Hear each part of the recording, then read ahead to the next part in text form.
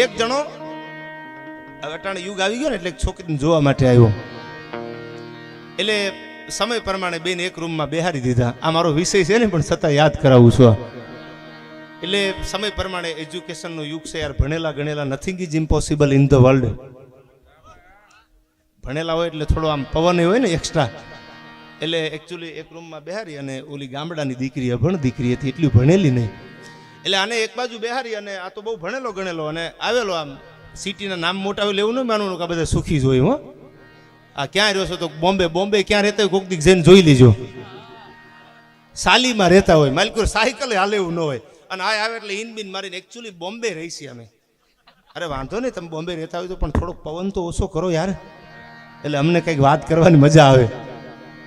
એટલે આવી અને ઓલી દીકરી તો ગામની સંસ્કારવાળી દીકરી, ભોળી દીકરી હતી. એ એક બાજુ રૂમમાં બેઠા અને ઓલે સવાલ ચાલુ કર્યા કે તમે કેટલું ભણેલા. એટલે દીકરીએ કીધું કે હું તો ખાલી 8 ભણેલું છું. અમારા ગામડામાં પ્રાથમિક શાળા છે ને એટલું ભણેલું છું. બાકી તમે તો કે હું તો બહુ PhD કરેલું છે, નામ કરેલું છે ને. એ પછી પોલા છોડવામાં ક્યાં બાકી આપણે થોડા રહેવા દઈ. એટલે ઇન્સ્ટાગ્રામમાં જો ને કેટલા ગાહડીઓ છોડે છે ભાઈ. ઓડી કોકની, મર્સિડીસ કોકની રોડમાં જ ભાળી જાય, ટટાક દઈને ફોટો પાડી લેવાનો ભાઈ. એટલે હામાવાળા નિમથા ગાય તો માલિક જ લાગે છે. પછી ખબર હોય 18 વર્ષનો હગો તણવીલ વાળો તગો સકડાના માલિક છે આ.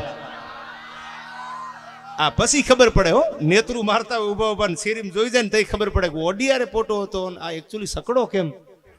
પણ છેતરવા માટે કાંઈક તો પીડા જ હોય ને ભાઈ.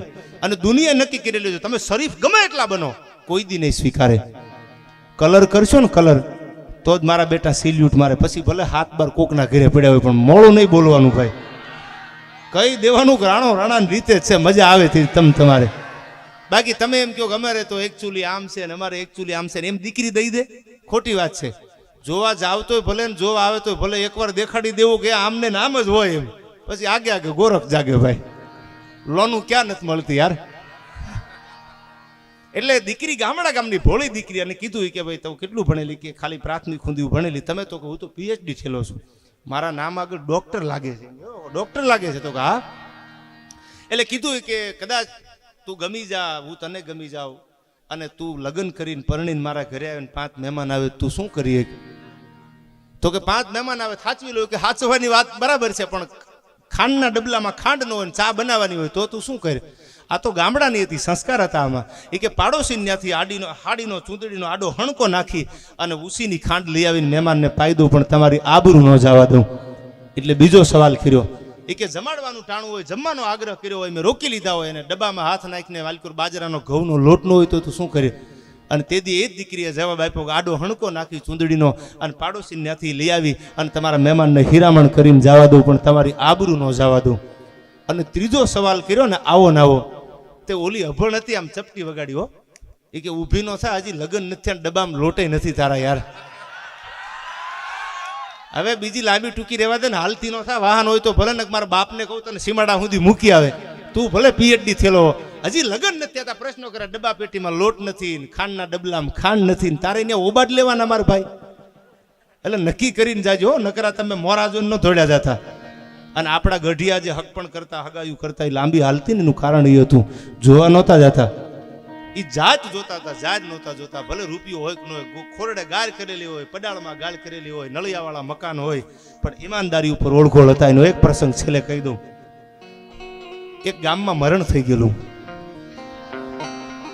અને મરણ થઈ ગયેલું અને બધા કાણે આવે. એટલે આપણા ગામની એક પરંપરા છે, કોઈના ઘરે જે ઘટના બની હોય એટલે બાજુવાળા એને જમવા લઈ જાય ને 2-5 દી અઠવાડિયું. આપણે બધા સમાજમાં આપણે જોતા હોય છે, બાજુવાળા લઈ જાય કે ભાઈ અમારે ત્યાં તમે જમવા આવો. એ મરણ થઈ ગયેલું, બધા જમવા આવતા હતા. એટલે એમાં એક ગરીબ માણસ હતો, ફાટલ લુગડાઓ. અમે ઉજળા વસ્ત્રોમાં શૈતાન છુપાયેલ જોયા છે, અમે ગંદી સડતી ગલીઓમાં ખાનદાન છુપાયેલ જોયા છે, અમે ઉજળા વસ્ત્રોમાં હરામી જોયા છે અને અમે ઝૂંપડપટ્ટીમાં ખાનદાન માણસોને જોયા છે. અમે ત્યાગ સરાફત નેકીથી મૂંગે મોઢે સેવા કરતા, અમે નિર્ધનતાની ભઠ્ઠીઓમાં ઇન્સાન છુપાયેલ જોયા છે, અમે ગરીબના ઝૂંપડામાં માણસાઈના દીવા હળગતા જોયા છે. ઘણાને બોર્ડ માર્યા હોય કૂતરાથી સાવધાન રહેજો. એને કહી દેજો કે તમારી પેઢીઓથી સાવધાન છે યાર.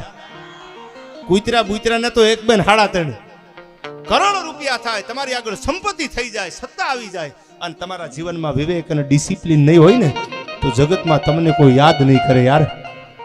ઘણા રૂપિયાવાળાના હોય, છોકરા વાયડાઈ કરતા હોય, જોજો એની લાંબી આયુષ્ય ન હોય.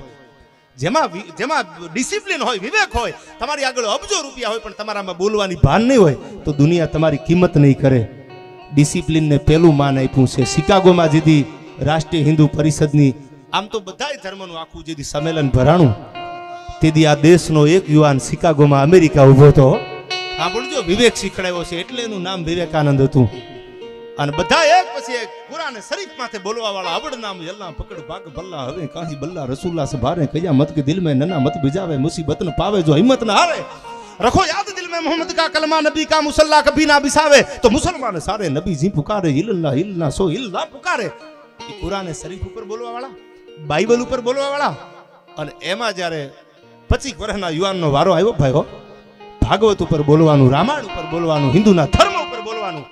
તેથી શિકાગોમાં, ભારતમાં નહીં વિદેશમાં, સાંભળી લેજો, શિકાગોમાં યુવાન ઉભો થઈ ડિસિપ્લિન અને વિવેકશીનો દાખલો આપું છું આપને. તમે કોઈ પણ જ્ઞાતિના વડીલ તમને હામા મળે ને તો એને વિવેકથી બોલાવજો. ટોસુડું વર્તન ન કરતા. જ્ઞાતિ કોઈ પણ હોય, તમારાથી વડીલ છે, તમારો વિવેક નો ચૂકતા કોઈ દી.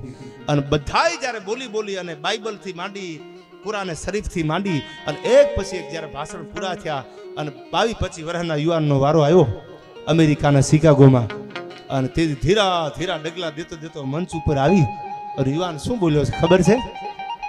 પહેલો શબ્દના મોઢામાંથી ઈ નીકળ્યો છે my sister and my brother. બધા એમ બોલતા હતા, લેડીઝ એન્ડ જેન્ટલમેન, એમ નહીં, માય સિસ્ટર, આ બેઠી મારી બહેનો છે, અને માય બ્રધર, આ બેઠા મારી ભાઈઓ છે. 45 મિનિટ આપણા ધર્મ ઉપર વિવેકાનંદ બોલ્યા છે. અને મંચ માથેથી હેઠા ઉતર્યા ને સાહેબ, સન્નાટો છવાઈ ગયો તો. અને નીચે જ્યાં પગથિયામાંથી પગ દીધો ત્યાં તો અમેરિકાની ભૂરીએ બાવડું પકડી લીધું હતું. જય વિવેકાનંદ. ઇંગ્લિશમાં બોલીએ છો, ગુજરાતીમાં નહીં. Give positivity to your family members. હા, ઇંગ્લિશમાં, ગુજરાતી નહીં. આવું કોરોનાની ખબર પૂછવા જતો ને ત્યાં બોલતો હતો, give positivity to your family members and make them mentally strong. શું યાર નબળી વાત કરો, અમને કોરોના થયો છે. કોરોના 1 2 સાડા 3 યાર. હવે અમુક 6 મહિના સુધી માસ નો બદલાવ્યા, એના માસ આખ્યા. અમુક કઠણ કાળજાના હતા, એને માસ જ નથી પહેર્યા. કે અમને ભરોસો છે દ્વારકા વાળા ઉપર, આબરૂ નહીં જવા દે. હા, અને અમુક બેવડા કર્યા, એક માસ બાંધ્યું હોય, માથે બીજું બાંધી દીધું હોય. પવન નો આવી જાય ને, માસ નથી બાંધ્યા ને એનું રૂવાડું ખાંડું નથી થયું. મારી નજરે જોઈ લ્યો, માતાજીની સાક્ષી કહું છું. આ ભરોસો હતો યાર. ભગવે મેં ભગવાન છુપા હે માનવ તું પહેચાન. અને તેથી વિવેકાનંદ નું બાવડું પકડીને અમેરિકાની ભૂરી એમ કે છે, વિવેકાનંદ તારે યારે લગ્ન કરવા છે. કારણ કે તારું આખું જે તારું લેક્ચર તું બોલ્યો એ બધું મેં સાંભળ્યું. જીવનમાં ઉતારા જેવું તું બોલ્યો. ક્યાં ભારતની સંસ્કૃતિની વાત એને શિકાગોમાં અમેરિકામાં કરી. તારી યારે લગ્ન કરી લઉં ને તો મને એક જ અપેક્ષા છે કે તારા જેવો દીકરો અમેરિકાની ધરતીને યુએસ ને મળે. અને તેદી આ દેશનો બાવલીઓ, આ દેશનો વિવેકાનંદ એમ નથી બોલ્યો કે એકચ્યુઅલી તો વિચારવું પડશે, એમ નથી બોલ્યો. એને આમ ચપટી વગાડી ત્યો, તારે દીકરાની જરૂર છે કે હું ભારતમાંથી આવું છું, મારો ગુરુ રામકૃષ્ણ પરમહંસ છે. દીકરાની જરૂર હોય, જો તારે લગ્ન કરવા હોય તો આજથી હું તારો દીકરો ને તું મારી માં થઈ જાય. મારા હાડમાં કોઈ દી હળવી વાત ન હોય. તું મારી માં અને હું તારો દીકરો. શિકાગોમાં, અમેરિકાના શિકાગોમાં વિવેકાનંદ બોલેલો. અને આ ડિસિપ્લિન, આ વિવેક, આ જોઈને ભૂરિયા સેલ્યુટ મારતા હતા. સાહેબ, અમેરિકાની જનતા સેલ્યુટ મારતી હતી. આજ પણ તમે શિકાગોમાં જાઓ તો વિવેકાનંદનું ટેચ્યુ કોક ગયા હશે આમાંથી, એને ખબર હશે. આજ પણ સ્વામી વિવેકાનંદનું ટેચ્યુના શિકાગોમાં ઊભું છે. જીવન આવું વિવેકવાળું જીવજો. થોડુંક થાય ને અમારી શેરીમાંથી નહીં હાલવાનું. અરે હાલવાનું જોઈ થાય ને ખૂંટા ખોડી દેવાના ભાઈ, એમ નહીં. વિવેક હોવો જોઈએ, ડિસિપ્લિન હોવું પડે, તમારામાં માન હોવું પડે. તમે ગયા પછી દુનિયા તમને યાદ કરે યાર. હારે કરોડો રૂપિયા નથી આવવાના, બંગલા, ગાડી કે ઓડિયો કાંઈ હારે નથી આવવાનું ભાઈ. હારે તો એક જ આવશે, તમારી માણસાઈ. અને માણસાઈથી જીવાયશો ને તો જ દુનિયા તમને સલામ કરશે. બાકી તો આ દેવાય ખબર બેઠો કાલ બીજા સારું બોલવા વાળા છે. હું વેમથી જીવતો જ નથી ભાઈ, આનંદ કરી લેવાય. આ ઈશ્વરદાનભાઈ જેવા, નારાયણ સ્વામી જેવા વી ગયા છે, જેનો ખોખારો મને ગમતો ઈશ્વરદાન ગઢવીનો યાર. ખાલી ખોખારો ખાય, બોલવાની વાત તો એક બાજુ રહી. આમ કરીને જ્યાં ખોખારો ખાય ને, આ માતાજીની સાક્ષી સોનબાઈ માના હમ ખાય, એનો હું ચાહક હતો. બોલે એ તો ગમે જ, ખાલી એનો ખોખારો ગમે યાર. એને જો જગત છોડીને જવું પડ્યું હોય તો મારું તમારું શું ગજવું છે યાર. કગ ખેલા ખપી ગયા વિધ વિધ પહેરીને વે, પણ ભજીવા વીણ ભભૂતિયા કોઈ દી નાવે મોજ નરેશ. વેમ લઈને જીવતા હોય ને સવારમાં ગાંઠું છોડી નાખજો, મારો પ્રોગ્રામ લેખે લાગે યાર. અને ભાઈ તરીકે જીવજો સાહેબ, સોમાનથી જીવજો. અને ઈથી માથા ઉપરવટ થાય તો આપણે કોઈને શરમાવતા નથી, તો લડી લેવાય. નકર મારા બેટા અગાસી ઉપર પથારી આપણી કરી જાય એમ નહીં. પણ વાયડાને વિચારમાં ક્રાંતિ લાવજો જીવનમાં, તમારામાંથી બીજાને શીખવું પડે યાર. આ વિવેકાનંદ જેવા, એ રામકૃષ્ણ પરમહંસ જેવા. અને ગાયનો ખોળો છે એટલે મને યાદ આવે એના ગુરુ કોણ હતા. રામકૃષ્ણ પરમહંસ પાછા અમેરિકા ગયેલા.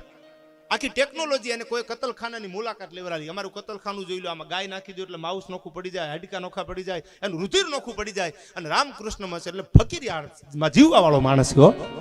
વિવેકાનંદે રામકૃષ્ણ પરમહંસને કીધું કે મને આનંદ નથી આવતો, મને આનંદ નથી આવતો, મોજ નથી આવતી. ત્યારે એના ગુરુએ બહુ સારો જવાબ આપ્યો હતો, તને આનંદ નહીં આવે, તું બહુ જાજુ ભણેલો છો ને, બુદ્ધિનો ઉપયોગ બહુ કરે છે. અને હું તો અભણ છું, માં કર્યા કરું છું, એટલે મને દુનિયાની ભાન નથી, આનંદ તો હું જ લઉં છું. તું બહુ જાજુ ભણેલો છો એટલે તને આનંદ નહીં આવે. ઈ રામકૃષ્ણ પરમહંસને કતલખાનાની મુલાકાત લેવડાવવા વાળા માણસે કીધું કે અમારા મશીનમાં ગા મૂકી દો એટલે બધું નોખું થઈ જાય. અને આખા કતલખાનાની મુલાકાત લઈને રામકૃષ્ણ પરમહંસ બહાર નીકળ્યા. ત્યારે એને એટલું કીધું કે તમારી ટેકનોલોજી એટલી બધી ભારતથી આગળ છે, એટલી બધી ઇન્ડિયાથી આગળ છે કે એની વાત પૂછોમાં. તમારા કતલખાનામાં ગાય આવી જાય તો બધું નોખું પડી જાય. આ ભેગું થાય કરું કે ન થાય? આવો અમારા જુનાગઢના જાપામાં ગિરનારની ગોખમાં બાવલિયા બેઠા છે હજી હો. અને એક એક હાડકાની કડશુથી માંડી અને અલગ અલગ ટુકડા લઈને હાલે આવો. અને એક આમ હાથમાં પાણીની અંજલી ભરીને આદેશ કરીને આમ છાટે તો ગાય બેઠી કરી દે. ઈ ભારત છે, આ ઋષિ મુનિનો દેશ છે યાર. આ ટેકનોલોજી ભલે હોય કે ન હોય, પણ દેવાય પંડિત જેવા ને દેવ તણખી જેવા એ સાહેબ આ જગતમાં આપને ઊભા રાખી દીધા છે. ઈ ભક્તોનો આ દેશ છે. ભગત નરસિંહ જ્યાં નાચ્યો નેહમાં, અને સંપદા પામ્યો જ્યાં સુદામો. ગરીબ હતો ને તો રૂપિયો માંગ્યો નથી યાર. હોનાની નગરી હતી, આ પોતે ગરીબ હતો, પણ શું કામ? એને મોરારીની પાસે કાઈ નો માગ્યું, ધન ધન તારી ધારણા. ભરોસો હતો મારે માગવું પડે યાર. અને ભાઈબંધ એવા જ રાખજો, માગવું પડે અને મોઢાની રેખા બદલાય અને ખબર પડી જાય કે આને આ જરૂર છે, ઈ જ મિત્ર છે યાર. એને ખબર પડવી પડે, કોણીના ઠોહા મારવા પડે, અમારે ખાનગી વાતું કરવી છે ને પછી ભડના દીકરા બારા નીકળે, આ મિત્ર છે યાર.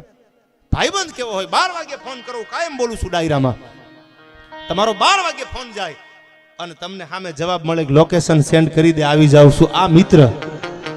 પછી એકચ્યુઅલી મારા મોમ જાગે પછી આવું, એની મોમ જાગે તો આપણા બોમ્બ ફૂટી ગયા હોય યાર, આપણા ઘોબા કોકે ઉપાડી લીધા હોય. એમ નહીં, ઈમાનદારી, નેકી, ટેકી.